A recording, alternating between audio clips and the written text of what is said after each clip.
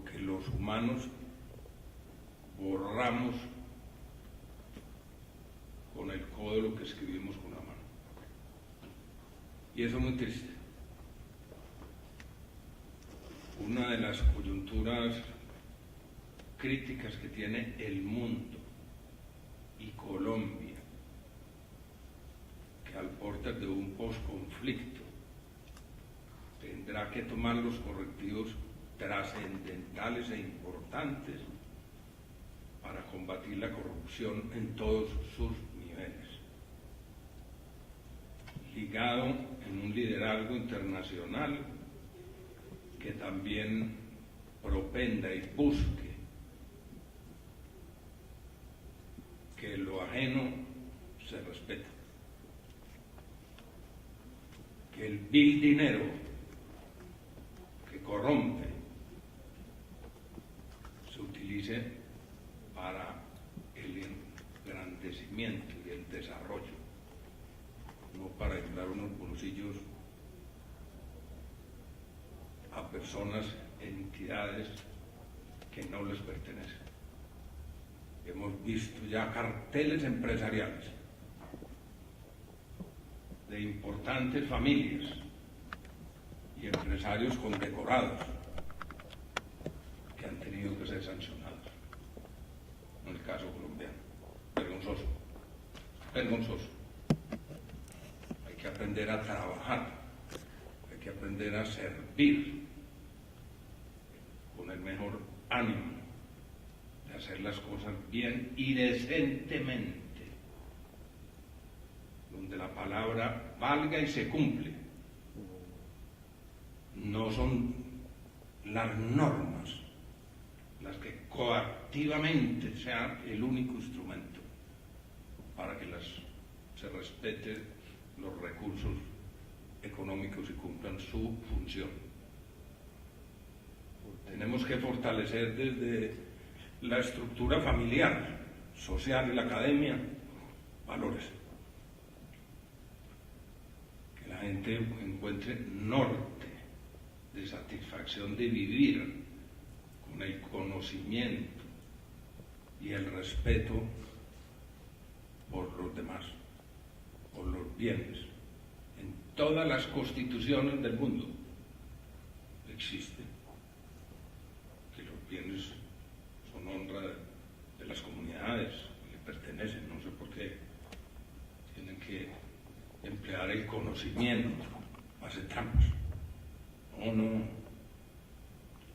No podemos fatigarnos en esa lucha, no podemos tirar la toalla, no podemos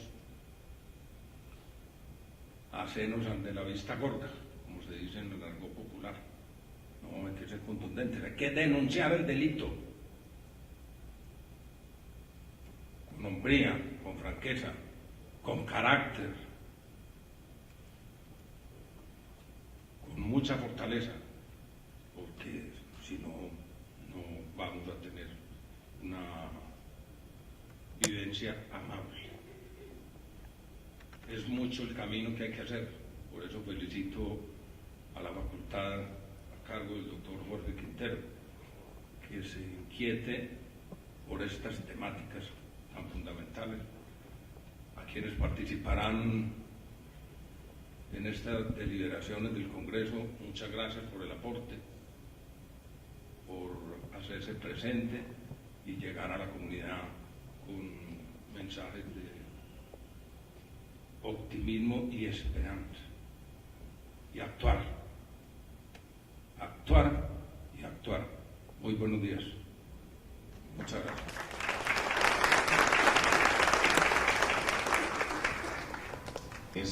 Al doctor Jorge, presidente de la organización, a la doctora Paola Fonseca, de MF Group, al doctor Luis Alfonso, Universidad de Guadalajara, investigador, a todas las personas que nos están acompañando de la Contraloría de la Nación, de MF Group, de LOI, y una gran cantidad de empresarios, de investigadores, docentes, nuestros estudiantes, todos los colaboradores de la organización.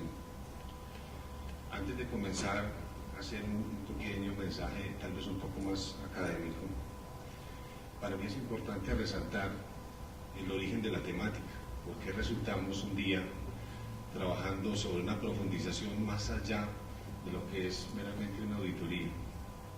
Hace unos 2 años o algo más comenzamos una nueva propuesta en el programa de Contaduría Pública de la Corporación Universitaria RENU.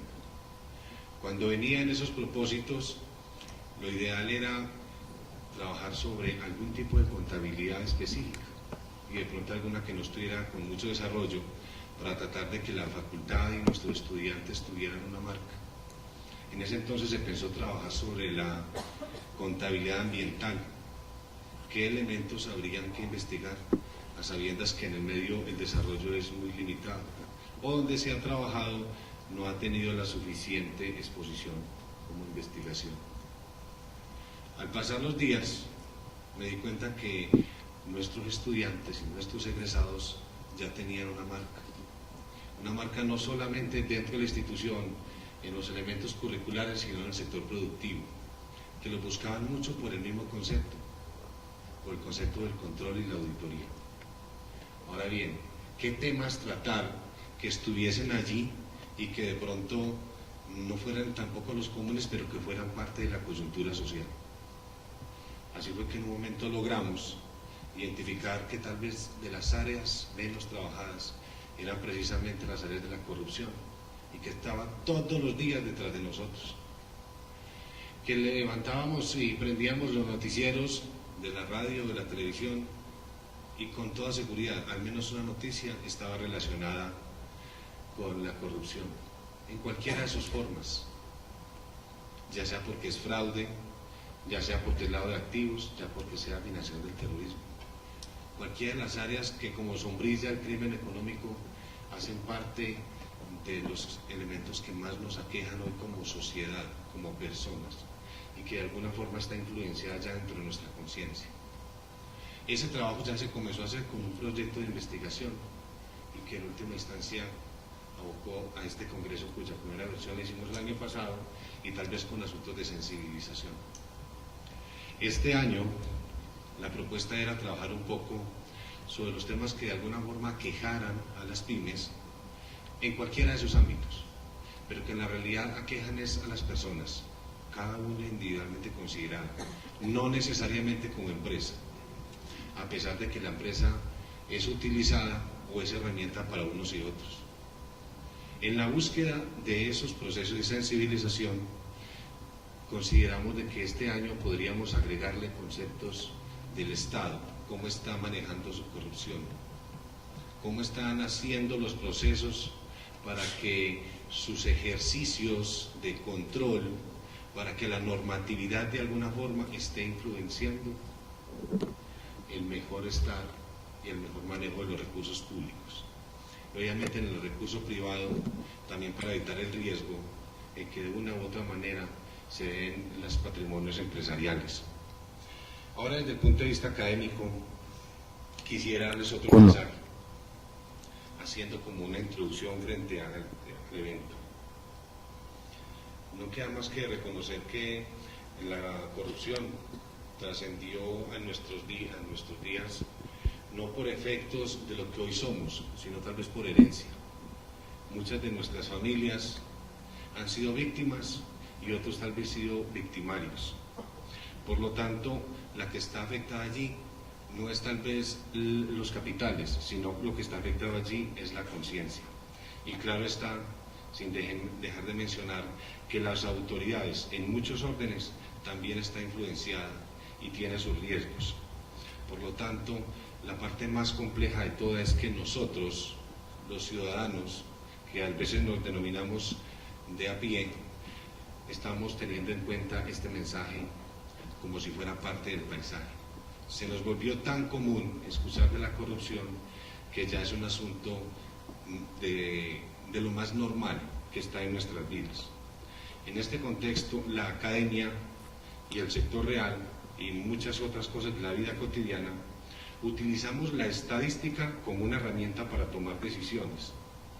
Definitivamente es espinoso tener que mencionar que con esta misma herramienta tenemos que sensibilizar a la sociedad acerca del verdadero tamaño y las consecuencias de los crímenes económicos. y es precisamente las cifras las que nos ponen en contexto real. Apelando a ellas, hoy es posible manifestar que en una reciente encuesta aquí en la ciudad de Medellín, donde fui partícipe,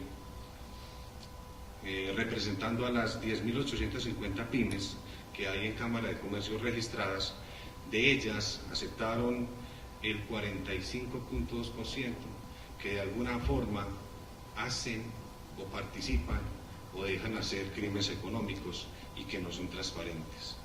Y lamentablemente se puede decir que las variables, porque se midieron 9 variables, las variables que más fueron afectadas fueron la extorsión y el soborno, con el 73.5% y el 68% respectivamente. Y uno podría decir, ¿cómo una empresa extorsiona a otra? Hay elementos que hacen pensar que la forma de actuar empresarial frente al proveedor se considere una extorsión. En un marco más amplio, según la CEPAL, en América Latina el 98% de las empresas son pymes. Para Colombia habla del 95%. Siendo esta parte de las organizaciones económicas más cercanas a nuestras familias, porque obedecen a criterios un poco más cercanos a los procesos socialmente establecidos. Y desafortunadamente ese 45% es una gran porción de este tipo de empresas. Quiero hacer referencia a una encuesta reciente publicada por la Pricewaterhouse sobre delitos económicos del 2016, en su parte del capítulo Colombia, denominada Hacia una nueva ética en los negocios preparados para evitar el crimen económico y cibernético, la cual trae a colación cifras verdaderamente preocupantes como las siguientes. El 36% de las organizaciones experimentaron delitos económicos. Ahí están considerándose como víctimas. 1 de cada 5 encuestados nunca ha llevado a cabo evaluaciones de riesgo de fraude. Y estamos hablando que, si estamos hablando de la gran empresa, se imagina cómo será el tema de las pymes o de las pequeñas empresas. Los métodos de detección de las compañías no responden a tiempo. Casi la mitad de los casos de delitos económicos graves fueron perpetrados por actores internos a la compañía. La ciberdelincuencia es el segundo delito económico más reportado y afecta al 32% de las organizaciones. La falta de personal con experiencia en la prevención y detección del lado de activos y financiación del terrorismo es un problema serio en las empresas. También quiero destacar 2 puntos, así sea de forma independiente, de este informe de la Pricewaterhouse. En primer lugar, el instrumento encuentra que el delito económico evoluciona y las medidas de prevención retroceden o no llegan a tiempo. Y en segundo, que 1 de cada 10 delitos económicos es descubierto por accidente. Eso nos da un punto de margen de control y decir que lo que nos falta es capacitación, conocimiento, divulgación. Así entonces, estos elementos dejan entrever que realmente se socializan las estadísticas de los eventos y las consecuencias, pero hemos dejado de lado socializar los mecanismos de prevención y control, que en última instancia son una forma de apropiar a la comunidad del conocimiento y de una cultura de la prevención, el control, la denuncia y el autocuidado. En este evento de hoy y mañana nos congregaremos en un ejercicio donde se compartirán experiencias, investigaciones y propuestas en torno al tema del crimen económico en el ámbito público, privado, en el medio nacional e internacional, y mirando también las grandes y pequeñas empresas en cuanto al ejercicio del control del Estado. Todo ello en busca de que los asistentes a este Congreso seamos partícipes de estos mecanismos y propuestas para combatir de manera eficaz los diversos y diferentes actos que afectan colectivamente a la humanidad. Sea el momento para agradecer a todas las personas que han sido partícipes en el diseño, promoción, ejecución del evento, como empresas públicas, el cual nos ha aportado el auditorio en el cual nos encontramos, a la compañía TMF Group, que ha sido parte sustancial de este evento, a la Contraloría General de Medellín, a los funcionarios de Uniremington y además otros grandes personajes que nos van a acompañar de la Contraloría de la Nación, que con toda seguridad todos vamos a estar agradecidos de sus aportes. Bienvenidos conferencistas, investigadores, empresarios, docentes, estudiantes y comunidad en general. Este es un espacio propicio para debatir y exponer cifras y propuestas para que seamos multiplicadores sociales del conocimiento, la prevención, la detección y el control del crimen económico y el fraude financiero y contable. Muchas gracias y bienvenidos, y espero una participación muy activa. Gracias. Es que me gusta más la movilidad, estar allá en el podio. Creo que es porque me siento un poco más como un participante cuando estoy acá. Me siento más como una de todos ustedes que decidieron invertir su tiempo y su dinero en venir a escuchar este tema que es tan importante. Quisiera agradecer a la Universidad de Remington por invitarme. En sí, siempre estar acá en Medellín es una belleza, es un pueblo lindo, es bonito cuando llegas al aeropuerto, es bonito cuando vienes bajando en el taxi, ves todo el Valle de Aburrá, espero haberlo dicho bien, ¿sí? Gracias. Y se ve lindo, ayer en la noche se veía precioso, el clima y demás, así que es todo un gusto.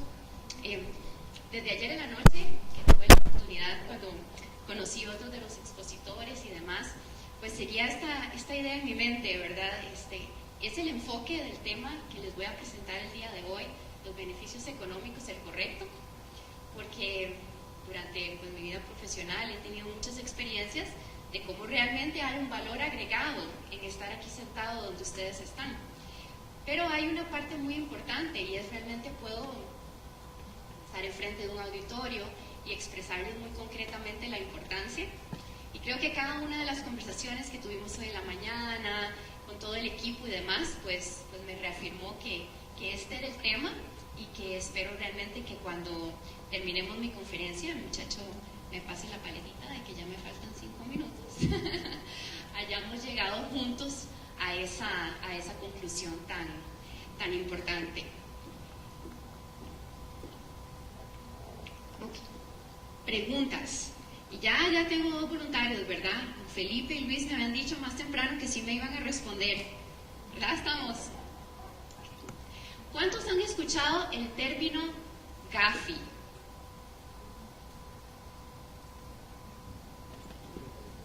Las regulaciones, las recomendaciones de la GAFI. Bueno, vamos a aprender eso. ¿Cuántos acá trabajan para una organización o trabajaron para una organización que tenía una política antilavado de dinero? Por favor. Y ahora la pregunta que para mí es la más relevante. ¿Cuántas de esas personas que trabajan en una organización que llevaron la política recibieron una capacitación en los últimos 6 meses? Mis compañeros de TMF Group. Vamos a ver acá. Estoy bien. Todos los que estamos aquí sentados sabemos que hay un riesgo. Más tarde creo que podemos realmente compartir la presentación, ¿verdad? Por correo electrónico. Me parece que cuando uno viene a este tipo de eventos, pues lo que quiere escuchar es realmente el día a día, la experiencia, y no tal vez los datos muy serios y de fuentes fiables que tenemos ahí. Pero bueno, como ven, en el mundo, como nos compartía don Jorge, pues se lava dinero, se lava mucho y se lava todos los días, y ayudamos a lavarlo los de a pie, como dijo don Jorge también, y ayudamos a lavarlo los grupos financieros globales, es cierto, pero no estamos acá para eso. Después estuve viendo el resto de los conferencistas que estaban y estoy seguro que ellos les van a dar muchísimos datos adicionales en relación con esto. Nosotros estamos acá para ver, bueno, yo estoy acá para compartirles cómo cuando cumplimos con toda la legislación aplicable y cuando tomamos una serie de evaluaciones internas dentro de la organización, podemos realmente generar un beneficio económico, personal y también corporativo de prevenir todos estos retos que tenemos como latinoamericanos, como colombianos, como costarricenses y en general en el mundo. Entonces, mi presentación se va a enfocar en 4 temas principales. Son 4 temas muy concretos que nosotros hemos descubierto que son la base para evaluar este riesgo. Conociendo esos riesgos de nuestro negocio y previniéndolos, podemos ver cómo podríamos solucionarlos, prevenir cualquier tipo de multa y, bueno, en algunos casos muy extremos también prevenir pues que nosotros como profesionales no vayamos a terminar con alguna clase de proceso civil o penal. Estos son los cuatro conceptos que les proponemos.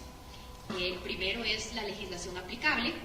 Creo que de eso vamos a recibir mucha información en el resto del día y medio, y es lo que tenemos que hacer. Y todos tenemos que hacer algo diferente dependiendo de la organización en la cual estamos. Si somos contadores, vamos a tener que cumplir con algo. Yo personalmente soy abogada, tengo que cumplir con algo más. Si nos montamos en un avión y estamos en la Unión Europea, vamos a tener que cumplir con una legislación allá como viajeros. Si te tomas un avión ayer en la madrugada en Costa Rica y el volcán en Costa Rica decide estornudar y hacer una erupción de ceniza y llegas muy tarde a Medellín y tienes que pasar todo el día en el aeropuerto de Panamá esperando, tienes que cumplir con lo que los panameños te dicen. Ayer me pasó un tema bastante curioso. Me estaba compartiendo ayer en la noche. Pues como salí temprano, olvidé reportar mi tarjeta de crédito para viajar. Llego a Panamá, tengo muchísima hambre y, por supuesto, compro mi desayuno, hago lo que quiero hacer y me dicen, su tarjeta está rechazada. Yo, jamás, mi tarjeta no puede estar rechazada. Sí está rechazada, señorita. Yo, ok, bueno, ya saco efectivo y le pago. Entonces, ¿por qué mi tarjeta está rechazada? Por supuesto, hay una legislación que el ente regulador de mi tarjeta tiene que cumplir, y esa legislación le dice que si yo voy a salir del país se la tengo que reportar, si no me tiene que inactivar la tarjeta. Yo el de a pie, como decía don Jorge, no hice algo, el gobierno le dijo que hiciera algo, voy a tener que buscar un teléfono para reportarlo. Sencillo. ¿Y cuánto nos puede ahorrar? ¿Cuánto nos puede ayudar a realmente ver estos inconvenientes? Entonces, bueno, ahí está un ejemplo acerca de la legislación aplicable. Después existen las exigencias del mercado. Cuando cada uno de ustedes se gradúe o si tienen alguna pyme que ya está operando, pues saben que cuando quieres tener ciertos clientes, ellos vienen y te dicen, bueno, ¿dónde están sus acreditaciones? En el mercado últimamente se le llaman acreditaciones a este tipo de certificaciones tan importantes que se tienen que tener, que dicen que haces bien las cosas o no las haces bien. El tercero es la creación de una política interna apropiada. Y cuando ven apropiada entre paréntesis es porque existen muchas políticas internas, pero si soy una compañía que fabrica deliciosas arepas, voy a tener una política diferente que si soy un bufete de abogados global. Son diferentes. Entonces, tener una política, la cual nosotros como profesionales, cuando nos graduemos o si tenemos algún puesto gerencial, vamos a tener que determinar dentro de la organización. Y la segunda es que las políticas tienen manos y pies, ¿no? La que tiene que levantar el teléfono a reportar la tarjeta es esta niña de a pie, ¿no? Y esa es la parte de los procesos de capacitación y aplicación de políticas que, como les pregunté al principio, pues a veces las organizaciones fallamos porque tenemos muchas leyes y tenemos muchas políticas escritas. Las compañías tienen su website interno, puedes bajar todas las políticas. De hecho, por el perfil de mi trabajo, yo negocio contratos globales y en los contratos globales decimos que tenemos las políticas, pero ¿las aplicamos? La gran pregunta. Acá les traje un poquito de información cuando les pregunté acerca de qué era la GAFI. La GAFI son las siglas en francés. No pienso practicar en francés en frente de ustedes, de esta organización, que es la FATF, y básicamente esto es una organización global que le dice a los países, ok, yo le voy a dar a usted una serie de recomendaciones que yo considero que son una buena práctica que usted debería implementar para prevenir todos esos casos que nos mencionaba don Jorge Vázquez ahora al inicio, donde nos contaba esas historias un poco de terror acerca de las cosas que suceden. Pero bueno, nuestra realidad latinoamericana también es bastante diferente, así que la Gafi tiene un ente, un hijo por decirlo así, que es el Gafi Latinoamérica, que nos da las recomendaciones a los países en los cuales nosotros generalmente nos desarrollamos. En las siguientes diapositivas quería mostrarles cuáles han sido los beneficios que han tenido los otros gigantes económicos de la región, y un poquito del ejemplo de integración que ha tenido Centroamérica en relación con esto. Así que antes de comentarles un poquito lo que ha hecho Brasil, lo que ha hecho México, lo que ha hecho Chile y Argentina, pues me gustaría comentarles un poquito de qué son estos estándares internacionales. La Gafi estudia las fortalezas y las debilidades de cada uno de estos sistemas nacionales y les menciona, les da recomendaciones acerca de cómo podrían contar con mejor legislación para hacer reformas y mejoras. Por supuesto, son recomendaciones, así que pues el ente que decide si las toma o no las toma es el Congreso o el Senado. ¿Cómo funciona acá en Colombia? ¿Tienen una asamblea, cómo se llama el Congreso? El Senado, sería el Senado. También indica cómo asignar y utilizar con mayor eficacia los recursos públicos, ya que, bueno, los recursos públicos son de todos nosotros. Entonces, pues a veces el Congreso hace una legislación, pero, bueno, realmente implementarla cuesta muchísimo dinero. En general, la Gafi indica cómo en otros países donde esta legislación de alguna u otra forma es un poco más sofisticada, y ya lo ha hecho, haciendo una buena utilización de los recursos públicos, lo cual es muy importante, y también cómo aplicar estos estándares de manera simplificada e intensificada de acuerdo a nuestras condiciones, ya que no es la misma cultura que tenemos los costarricenses a la que tienen los brasileños, son muy diferentes, ¿verdad? Lo que puede suceder en un país pequeño como del que yo vengo, que somos 5 millones de personas, versus los 300, 400 millones que puede haber en Brasil es diferente. No quiere decir que uno vaya a ser un reto más grande que el otro. Lo que simboliza es que el gobierno brasileño tiene que tomar una conciencia de crear lo que es importante para Brasil, y el gobierno costarricense tiene que tomar una conciencia de lo que es importante para Costa Rica. No podría simplemente llegar y copiar lo que se ha implementado en Holanda o en Dinamarca o en Inglaterra. Para acá. Brasil. Bueno, como les comenté de la Gafi cada cierto tiempo toma un país y hace una serie de recomendaciones. Acá les comparto un poquito acerca de lo que sucedió en Brasil. En Brasil, en el año 2012, la Gafi le hizo una serie de recomendaciones muy importantes que ellos tenían que hacer para poder prevenir todo lo que era el lavado de dinero en ese país. Y como vemos en la diapositiva, pues son recomendaciones que ahora tal vez a ustedes como contadores, como abogados, como financieros les parecen muy lógicas, pero como vimos anteriormente, pues a veces tenemos que tenerlas en la ley para que las personas sientan que cuando está ahí realmente lo tienen que cumplir. Desconozco si es algo que ya aplican acá en Colombia, espero que alguno de los conferencistas después me pueda aclarar la duda, pero básicamente allá les indicaron que tenían que dar acceso a los entes reguladores a información sin necesidad de una orden judicial. Como nos comentaba algunos datos ahora don Jorge, las organizaciones se dan cuenta de que se está haciendo un tipo de fraude a veces por accidente. Entonces imagínate que me doy cuenta de algo por accidente y después tengo que ir a que un juez me dé una orden para que un ente regulador pueda obtener la información. Realmente es como ir a China para llegar a Estados Unidos, dar una gran vuelta. Pusieron lineamientos bancarios y a ciertos profesionales libres acerca de cómo identificar el último beneficiario final. Bueno, cuando desarrollamos parte de nuestras profesiones, según comprendo muchos de ustedes están en el área de la contaduría, pues saben que estamos ejecutando la contabilidad y tenemos una responsabilidad de saber quién es nuestro cliente. Algunos teníamos estas políticas, algunos no las teníamos, Y muy puntualmente en Brasil, pues se decidió que este tipo de profesionales libres y entidades bancarias tenían que hacerlo. También se establecieron requisitos a las instituciones financieras para reportar movimientos monetarios sospechosos sin importar el monto.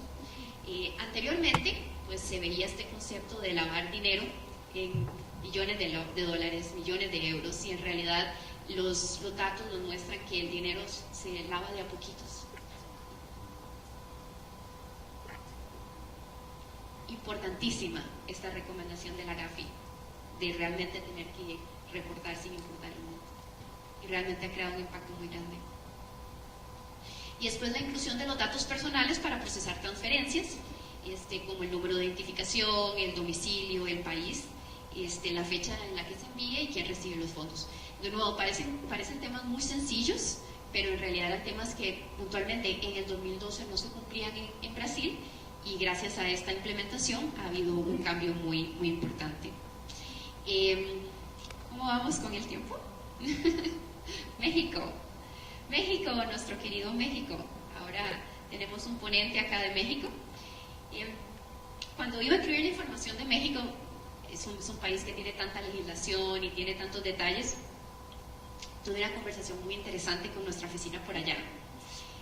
Nuestra abogada ya se llama Dunia, entonces la llamo y le digo: hola Dunia, ¿cómo estás? Mira, tengo que ir a Medellín y comentar acerca de México y decir estas cosas. ¿Cuál ha sido tu reto más importante? Me dice: es que no puedo reclutar un oficial de cumplimiento.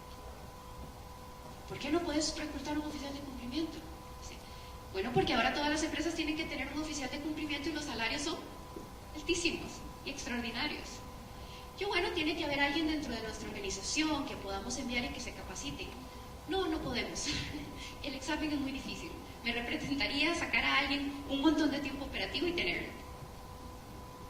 Creo que ese ejemplo así, tan puntual, resume tanto la importancia de que ustedes hayan tomado el tiempo de venir acá y tomar conciencia de lo que es. En México se pasó esta legislación de la que ven allá, en la cual pues hay un ente regulador que no solamente indica que las entidades reguladas tienen que reportar, sino también entidades no reguladas, porque tienen ciertos negocios que son simplemente, creo que la palabra puntual que pusimos ahí fue de riesgo, bueno, actividades vulnerables, que son actividades vulnerables. Entonces podríamos decir que un pequeño estudio contable pues no es un ente financiero, no tiene que ser regulado, pero eso no quiere decir que no tenga que tener un oficial de cumplimiento, porque la función contable es una función vulnerable. México recibió hace ya bastantes años, bueno, digamos unos 2-3 años atrás, las 41 recomendaciones de la GAFI, y actualmente ha logrado cumplir 30. Esas 30 han sido enfocadas en estos 4 puntos que les mencionaba, que era pues hacer las SOFOMES, que son esas entidades financieras reguladas y no reguladas. Un objetivo muy importante que era bajar el uso de efectivo por medio de la ley antilavado. También hacer un control cruzado con la SAT. La SAT en México es como lo que aquí llamarían la DIAN, que es el ente tributario, en el cual tal registro de contribuyentes les indica que tienen que incluir información adicional, y el tema de llevar un expediente de todas las actividades vulnerables que se deben guardar hasta por 5 años. Para pasar al siguiente país, pues mi conversación con Dunia, la abogada que les estaba diciendo, le dije: mira, vos me puedes contar algo que sea bien coloquial y bien bonito en relación con alguno de estos puntos. Me dice: bueno, te podría contar la historia de los autos. Los autos, por favor. Sigue adelante. ¿Cuáles autos? Entonces me empezó a contar que hace, como saben, un tiempo pues México logró atrapar de nuevo narcotraficante que le llaman el Chapo Guzmán. Entonces ella me comentó que la primera pista que tuvieron había sido porque habían llegado a comprar en efectivo, en esa zona donde a él lo atraparon, un montón de autos extremadamente lujosos en una agencia. Las agencias en ese tiempo podían aceptar el dinero en efectivo, entonces lo aceptan. Por supuesto, esta información se filtra y la inteligencia mexicana pues logra seguir el tramo, y ya después viene el tema de las celebridades y demás, ¿verdad? vemos la noticia en CNN de que atraparon al Chapo Guzmán. Pero bueno, eso es importante o es algo relevante que les quería compartir porque eso es actualmente algo que no podría suceder. Gracias a la legislación, una agencia de datos no podría tomar tales cantidades en efectivo, por ende le tomaría menos tiempo a la inteligencia mexicana obtener ese dato, ya que tendría que ser reportado inmediatamente. Acá vamos a Argentina. De nuevo en Argentina, cuando tuve la oportunidad de conversar con nuestra abogada allá, Cristina, ella me comentó algo que me pareció tan relevante. Como saben, Argentina durante mucho tiempo tuvo un gobierno que era, pues por decirlo así, una ideología diferente al que tiene actualmente. Entonces decía, bueno, ¿cómo te impacta esto en la economía? ¿Qué diferencia tiene esto en la economía? Y me dice, che, mira, habla tan linda. Me dice, bueno, es que es un quilombo. Y ella pues es muy coloquial, me habla un montón de datos y me dice un montón de cosas y me menciona que antes Argentina tenía muchos problemas porque había realmente roto sus lazos con el tesoro estadounidense. Y todos sabemos la importancia que tiene Estados Unidos en nuestra economía latinoamericana. Entonces imagínense cuántos trabajos se perdían en Argentina porque Argentina no tenía una conexión financiera con esto. A la fecha, abrir una cuenta bancaria para que una entidad argentina abra una cuenta bancaria en Estados Unidos es extremadamente difícil. Créanme, yo lo sé. O sea, es realmente un reto altísimo. Entonces, bueno, Argentina recibe también sus recomendaciones. La unidad de información financiera empieza a efectuar todo este tipo de informes, empiezan a comunicarse con lo que es el Tesoro de los Estados Unidos, y creo que esta es una de estas diapositivas que cuando hagan el tercer congreso, espero que haya un tercer congreso, sería muy interesante ver cómo Argentina ha avanzado durante todo este año y ver si vemos en Argentina un caso como el que les acabo de mencionar de México, donde realmente recibieron las recomendaciones y un cambio muy interesante. El penúltimo país que les quería comentar es acerca de Chile. Sí, Chile es un país que pues tiene una legislación bastante fortalecida en relación con esto, pero como modelo de legislación me pareció interesante rescatar cómo el proceso de digitalización se ha convertido para ellos, cómo el proceso de digitalización se ha convertido para ellos una forma de implementar la legislación. Vimos, Brasil empieza a cumplir, México obtiene su beneficio, sabemos ahorita, o esperamos el año entrante ver cuáles van a ser los beneficios que va a tener Argentina. Y Chile empieza como una autoridad tributaria que empieza a tener acceso a las cuentas corrientes, tarjetas y transacciones internacionales de todos los contribuyentes. También empieza a crear bases de datos de bancos con operaciones y indica a estas bases de datos que tienen que compartir todas las transacciones una entre otra. Y después todos los movimientos o fondos deben de ser documentados. En realidad el objetivo que Chile estaba haciendo era que sus instituciones gubernamentales pudieran tener la información, y aquí viene el detalle importante, en tiempo real y con un control cruzado, para saber que si iban a aplicar la legislación, la iban a aplicar con datos reales. Increíblemente importante. Finalmente, acá les quería mencionar un poco acerca de Centroamérica. Centroamérica, como saben, son países pequeños. Para ellos como región, homologar lo que son todos sus procesos es muy importante, ya que generalmente cuando queremos acceder a créditos internacionales o negociar tratados de libre comercio, lo tenemos que hacer en conjunto. Entonces acá es una lista nada más que les quería mencionar acerca de las entidades que ya existen, operan y tienen parte del presupuesto nacional en cada uno de esos países para tener que aplicar la legislación. Estos son los que yo les llamo las manos y los pies del gobierno en Centroamérica. Las exigencias del mercado. ¿Qué nos pide el mercado? Bueno, hay una ley, los gobiernos tienen que hacer algo para aplicarlo, pero lo cierto es que nosotros no somos el gobierno. Nosotros somos ciudadanos, hacemos una compra, usamos nuestra tarjeta, consolidamos un estado financiero, y cuando vamos a nuestra empresa, existen otros entes que no son solamente los que nos dicen no hagas esto, vas a tener una penalidad, sino lo que nos dicen, bueno, si usted está haciendo las cosas bien, usted debería hacerlas más o menos así. Hay un ente que se llama la OECD, que es una organización que desarrolla políticas en muchos ámbitos. Recientemente, hace 3 semanas, hizo su primer congreso en San José, en Costa Rica, para obtener la opinión de profesionales latinoamericanos acerca de cómo podían implementar mejores políticas de gobierno corporativo. Cuando ellos emiten este informe, es un informe que hacen accesible al público, que lo venden a empresas. Entonces, ¿por qué es importante mencionarlo? Es importante mencionarlo porque una empresa para la cual una pyme colombiana puede decir, bueno, en Costa Rica decimos no inventar el agua tibia. No voy a ir y buscar toda la información.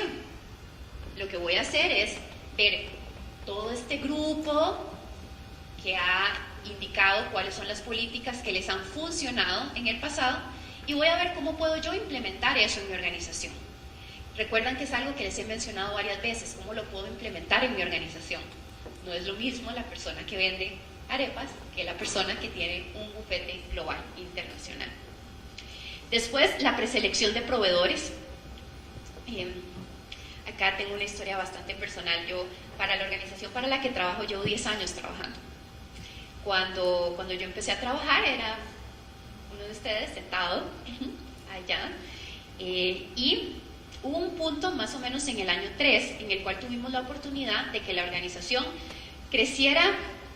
Yo diría que ahora la organización es tal vez un 25% de lo que era en ese momento. O sea, ha logrado crecer un 75%. Y recuerdo tanto ese momento porque me recuerdo enfrente de mi computador leyendo una hoja en Excel. Yo soy abogada, tengo que confesar que las hojas en Excel no son mis amigas. No lo son. No las quiero. Pero bueno, me siento muy diligentemente porque yo era el oficial de cumplimiento y me manda el equipo comercial, ahí está tu Excel. Y yo, esto es un tema comercial. Esto es un RFP, que en inglés significa Request for Proposal, solicitud de propuesta. ¿Qué quiere usted que yo haga con esto? Aparte de que es una hoja en Excel, yo no soy una persona comercial. Me dice, mira, es que ese es un contrato tan importante. Significa que podemos doblar el negocio que tenemos actualmente, o sea, crecer un 100% más. Pero si no tenemos políticas antilavado de dinero, si no tenemos un código de conducta, no podemos chequear este item, como uno de esos checkmarks que están en la diapositiva, y simplemente no vamos a pasar a la segunda ronda. La historia tiene un final feliz, ganamos la propuesta y ahora hemos crecido en un 75%. Pero aparte de tener esa preselección de proveedores, la cual no solamente es para una empresa global, también puede funcionar cuando somos un profesional libre, ¿no? Queremos hacer la contaduría para una empresa externa y la empresa externa nos dice, bueno, ¿usted cómo controla a sus clientes? Yo no quiero ser el cliente suyo, Paola Fonseca, y también que usted le haga la contabilidad a un cliente que sale en los periódicos. ¿Correcto? Entonces es algo desde tan pequeño como algo tan grande. Y bueno, una vez que tenemos este tema de que el mercado o la preselección de proveedores nos pide tener las políticas, también está que esas políticas internas tengan los controles apropiados para hacer un respaldo reputacional. Entonces, no solamente es poder decir que lo hacemos, sino que a nivel reputacional, cuando nos vayan a seleccionar, cuando siquiera nos vayan a decir, le envío este RFP para que usted participe, no vayan a encontrar alguna noticia de nosotros en los periódicos o en alguna base de datos de referencia donde dice lo que ustedes están haciendo no está correcto. Habiendo dicho eso, la creación de las políticas internas es muy importante. Acá les quería compartir cuáles son para nosotros las políticas internas más importantes, que es el código de conducta, de nuevo enfocado muy puntualmente a su negocio. La política que conozca a su cliente, de nuevo, y no estoy siendo repetitiva, estoy siendo enfática, enfocada en su negocio. y una política de prevención de corrupción, fraude y lavado de dinero que esté de acuerdo a la integralidad de lo que nosotros tenemos que hacer en el día a día. Si yo fuera ustedes y tuviera algo que recordar de esta presentación, yo recordaría estos tres. Lo van a empezar a ver más y más cada día en sus carreras. Pero bueno, como vimos, tenemos estos. Paola les mencionó que eran muy importantes. Veo que varios de ustedes le están tomando una foto a la diapositiva. Vi que les pregunté al principio y he hecho mucho énfasis en esto. Sin embargo, las podemos tener, pero existe un proceso más importante, que es el proceso de capacitación y la aplicación de las políticas. Y este es el último tema que quiero tocar. Existen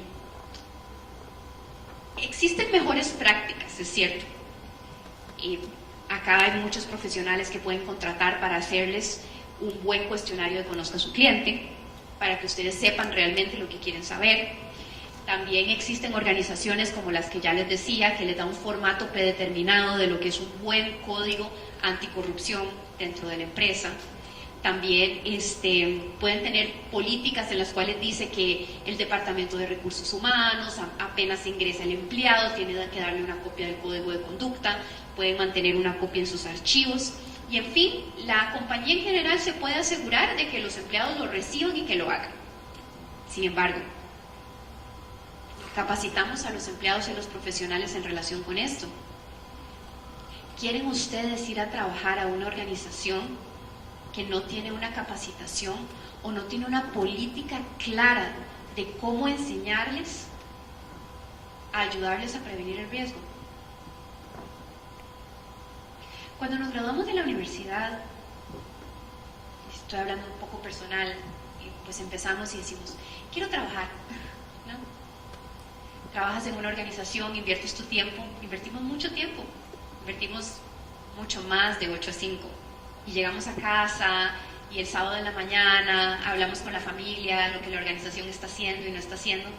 Queremos trabajar con organizaciones que no nos den información o no nos den políticas claras acerca de cómo están haciendo eso. Queremos ser el empleado de una de esas organizaciones que sale en el periódico, como nos mencionaba ahora don Jorge. No solamente es que la organización tenga la política. Yo como gerente no solamente debo decir a los dueños de la empresa que tiene que tener la política, tengo que asegurarme de que los empleados reciban capacitación. Esta es solamente una diapositiva de lo que nosotros hacemos. En el grupo tenemos un entrenamiento digital y dicho entrenamiento lo tienen que tomar los empleados cada 6 meses, razón por la cual mis compañeros de TMF Group respondieron positivamente al inicio. Y como detalle final, creo que lo he insistido varias veces, les insto a hacerte esas 2 preguntas. A pensar en los detalles que les compartí acerca de la legislación que tenemos que hacer, acerca del estándar del mercado, acerca de las políticas que tiene la organización y acerca de si mi organización lo está haciendo bien, independientemente del rol que tengan dentro de la organización, preguntarse, ¿cuánto tiempo estoy dispuesto a invertir en cumplimiento? Siendo acá el concepto innovador, inversión y no gasto en cumplimiento. Como estudiante, ustedes ya lo están haciendo. ¿Invirtieron su tiempo y su dinero en estar acá sentados? ¿Y cuáles son los beneficios potenciales de esa inversión? Cuando llegue a una entrevista de trabajo, cuando quiera aplicar en una universidad, puedo decir que yo conozco de esto. Cuando llego a tomar una decisión gerencial, pienso no solamente en el número, como nos mencionaba don Jorge, los 2 Jorge, más que sí, Quintero.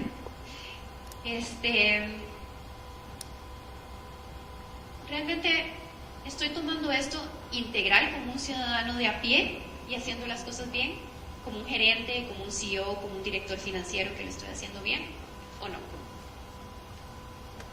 En mi experiencia, después de 10 años de invertir, es una muy buena inversión.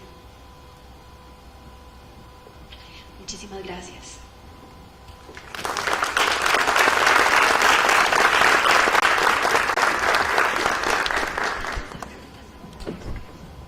¿Alguien tiene alguna una pregunta para hacerle a la doctora Paula. ¿Tu nombre? Mucho gusto, Liliana. Liliana, si gustas, ahora cuando tengamos un chancecito en un café, te enseño el link específico donde dice esos detalles. Sería muy interesante después, al final del seminario vamos a tener una oportunidad para conversar, ¿verdad? Y lo tocamos, para que podamos ver así bien puntualmente cuáles son esas recomendaciones. Es una pregunta excelente, es excelente. Muchas gracias, Liliana.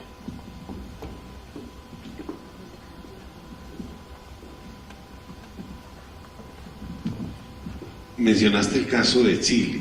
Chile. Es sorprendente que se pueda hacer en línea. ¿Tenés algún dato de cómo lo hacía? Porque no es fácil hacer un proceso en línea por las dificultades que la misma tecnología trae o por la oportunidad que se puede hacer. No sé si tenés datos de cómo operaría, cómo opera. Bueno, el gran reto que tuvo Chile inicialmente fue el presupuesto que ellos querían asignarle a esto, ¿okay? Porque a veces, como dices, es cierto, es muy difícil, pero realmente cuando haces una inversión importante, se puede realizar.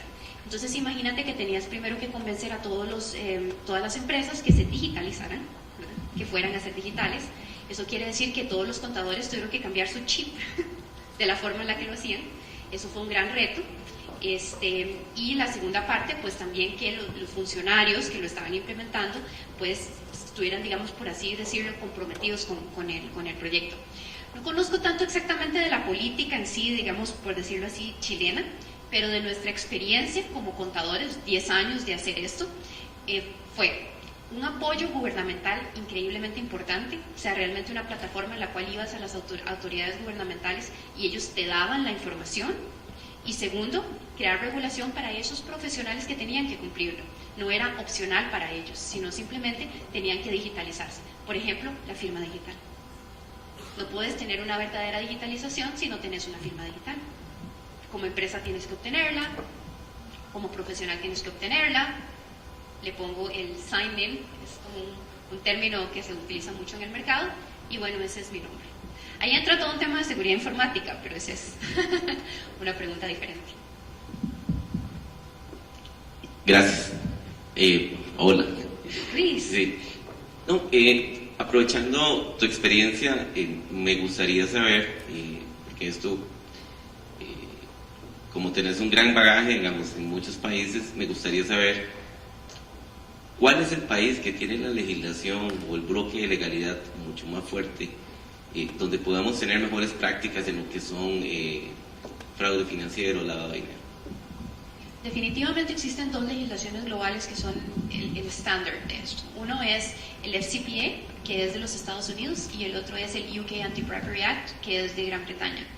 Básicamente estos dos países fueron los pioneros en esto, son los mayores patrocinadores de una entidad como la Gafi, y cuando quieres hacer negocios internacionales, cuando sos un banco, quieres tener un SWIFT, o sea, cualquiera de ellos lo primero que te van a decir es cumples con el FCPA y el UK Anti-Bribery Act.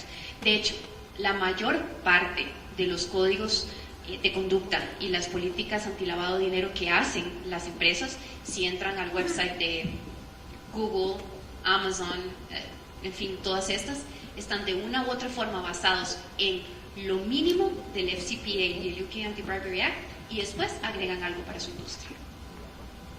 Muy agradable la intervención, muy amena, una charla más que una conferencia larga. Bueno, pues la idea es charlar. Gracias.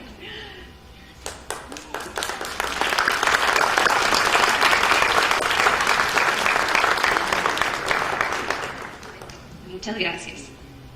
Doctora Paula, la última pregunta. Ay, disculpe. Buenos días. Buenos días. Es para preguntar sobre la función del Gafi en el país de Panamá, que pues he sabido un secreto a voces que Panamá es considerado un paraíso fiscal. Correcto. Sí, ok. Como les decía, el Gafi es un ente que no es un ente impositivo en los países, sino que les da una serie de recomendaciones, y no voy a ponerle medias tintas. Panamá no ha cumplido con las recomendaciones que le ha hecho la Gafi en el pasado, razón por la cual creo que todos conocemos el caso de Panama Papers y sabemos cómo Panamá se ha convertido en una forma de, yo diría que más lavado de dinero, de ocultamiento de capital. ¿Cuál es su nombre? Jaime Jaramillo. Gracias por esa pregunta, Jaime. Muchísimas gracias. Queremos, en nombre de la Corporación Universitaria Remington, queremos darte una calurosa bienvenida a la ciudad y muchas gracias por esta grandiosa participación. Gracias.